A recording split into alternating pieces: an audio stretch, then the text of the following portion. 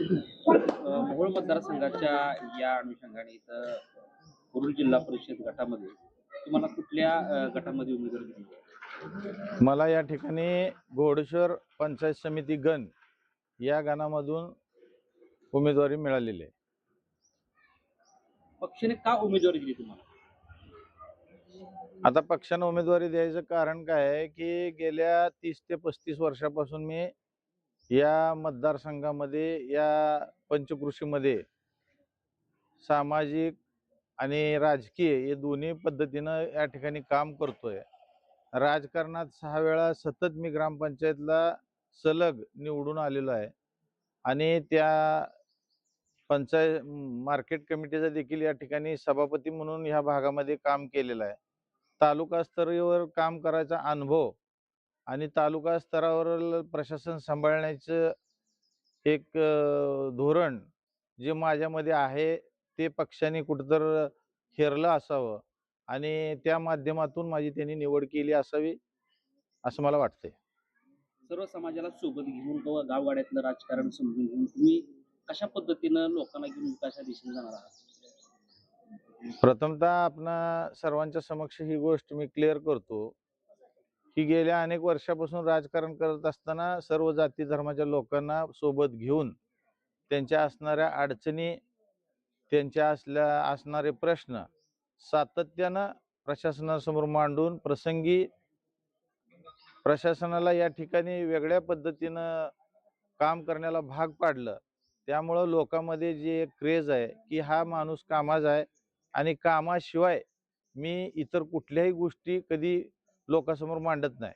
एखाद्या गरिबाचं काम आहे, त्यानं माझ्याकडे आला, भले तो कुठल्याही जाती धर्माचा, पंथाचा, नाथाचा असू द्या, त्याला न्याय देण्याची भूमिका प्रथम माझ्या दृष्टीनं असते.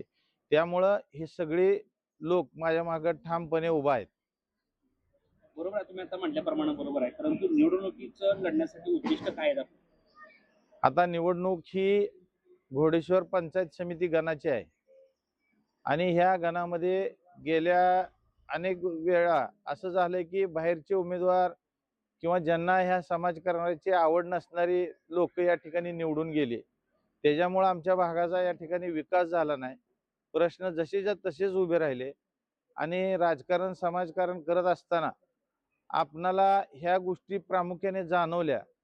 ह्या नुसत्या गोष्टी आपण बघून किंवा ह्याच्यावर पळून काम करून काही गोष्टी होतील, परंतु 100% ह्या गोष्टी आणि हे प्रश्न मिटवण्याकरता सत्तेत जाणं आणि सत्तेत आपला माणूस असणं ह्या दोन गोष्टी प्रमुख असल्याने निवडणूक हेच एकमेव माध्यम माझ्यासमोर असल्यामुळं मी निवडणूक लढवीत आहे.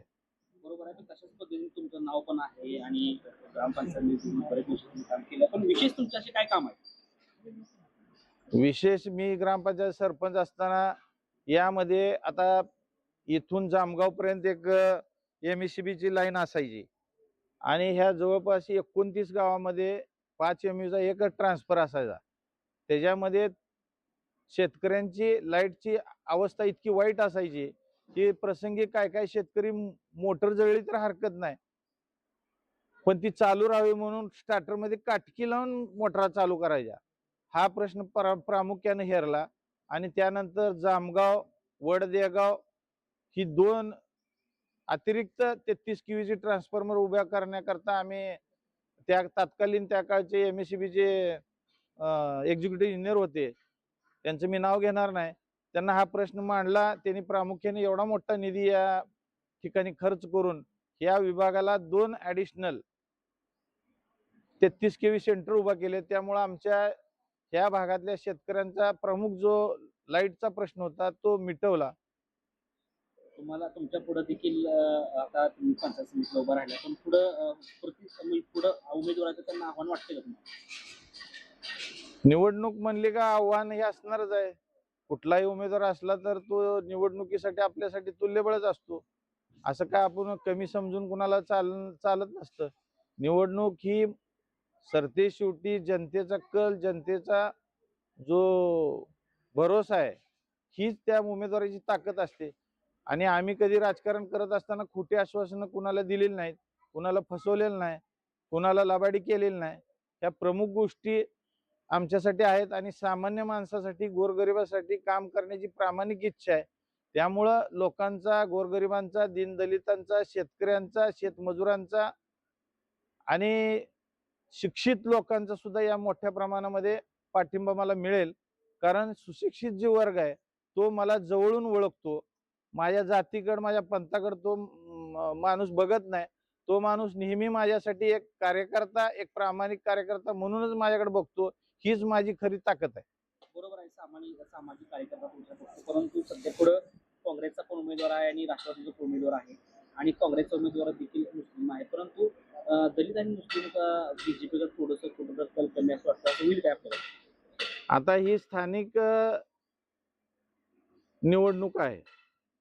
ह्या स्थानिक निवडणुकीमध्ये लोकांचे वेगवेगळे प्रश्न आहेत आणि हे प्रश्न सोडवण्याकरिता आपल्याला जिल्हाधिकारी, पंचायत समिती, BDO, पुन्हा ग्रामपंचायती हे आपल्या असणं गरजेचं आहे. आता ह्या 10 ग्रामपंचायतीमध्ये जवळपास 8 ग्रामपंचायती ह्या भाजपाच्या ताब्यात आहेत आणि भाजपा असा एक पक्ष आहे की तो विकासावर फोकस करणारा पक्ष आहे आणि बऱ्याच योजना आहेत. लाडकी बहीण असेल, शेतकऱ्यांना ॲडिशनल ट्रान्सफॉर्मर देण्याची भूमिका असेल, शेती अवजारं देण्याबद्दल महाईबीटी मधून ट्रॅक्टरची कितीतरी ट्रॅक्टर ह्या गावामध्ये आता 30-35 ट्रॅक्टर या ठिकाणी आलेले आहेत. आमच्या बेगमपूरच्या गावामध्ये सुद्धा एवढी मोठी ट्रॅक्टर या ठिकाणी आले. म्हणून शेतकऱ्यांचं जे वजन आहे जे कमी करण्यासाठी शासनाच्या अनेक योजना आहेत. रोटर आहेत, बऱ्याच अशा कितीतरी योजना आहेत की ज्या मी आज तुम्हाला सांगण्यात तुमचं म्हणजे वेळ कमी पडेल. आणि हे सरकार राष्ट्राच्या, राज्याच्या हितासाठी काम करणारं सरकार आहे आणि ह्या सरकारमध्ये किंवा ह्या पक्षामध्ये आपण राहणं ही आता काळाची गरज आहे. आणि भारतीय जनता पक्ष असा पक्ष आहे की जो सर्व जाती धर्माला बरोबर घेऊन जाणारा पक्ष आहे. आणि आम्ही सगळीच मंडळी, आदरणीय राजन मालक असतील किंवा या तालुक्याचे माजी आमदार यशवंत माने असतील, बाळाराजे असतील किंवा तुमचे अजिंक्य राणा पाटील असतील, ह्या सगळ्याच मंडळींनी कधी कुणाचं असं जाती भेदावरचं किंवा समाज न उपयोगी कधीही काम केलेलं नाही. त्यामुळं दलित समाज असेल, मुस्लिम समाज असेल, ही सगळी मंडळी भाजपांच्या पाठिंब्यावर या ठिकाणी किंवा त्यांना मदत करण्याच्या दृष्टीने अजिबात या पुढच्या काळामध्ये कचरणार नाहीत. उदाहरणार्थ मोहोळचं निवडणूक झाली.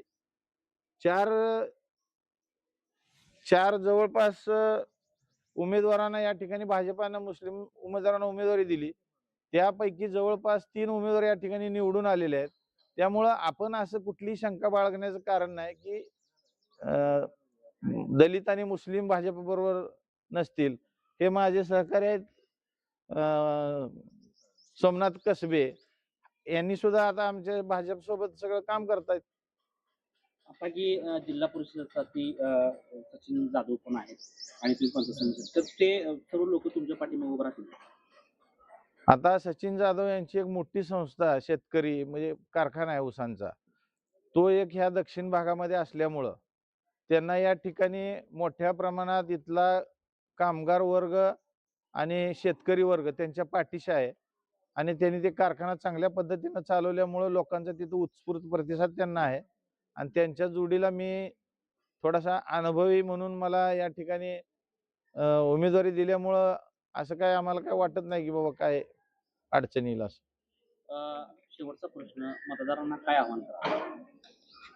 मतदारांना असं आव्हान आहे की आपण समोरचा माणूस कोण आहे. आता मी आणि सचिन जाधव दोघंही ग्रॅज्युएट झालेली माणसं आहे.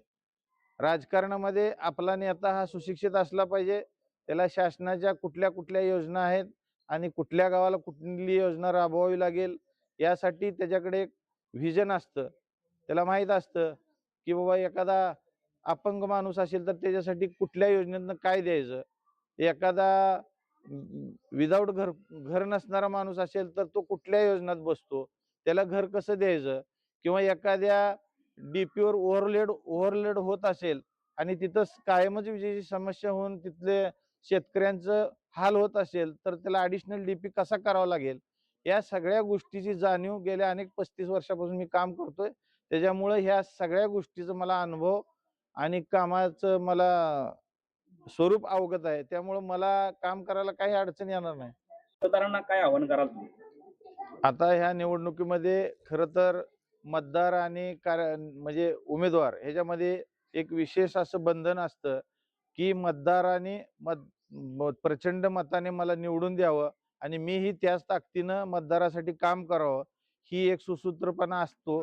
त्यामुळं मी जे काम केलंय त्या कामावर त्यांनी या ठिकाणी शिक्कामोर्तब करून मला प्रचंड मताने पंचायत समितीला आणि ह्या भागातले जिल्हा परिषद सदस्य सचिन जाधव यांना कमळ या चिन्हावर बटन दाबून प्रचंड मतानं विजयी करावा, एवढी मी नम्र विनंती करतो. जय हिंद, जय भारत.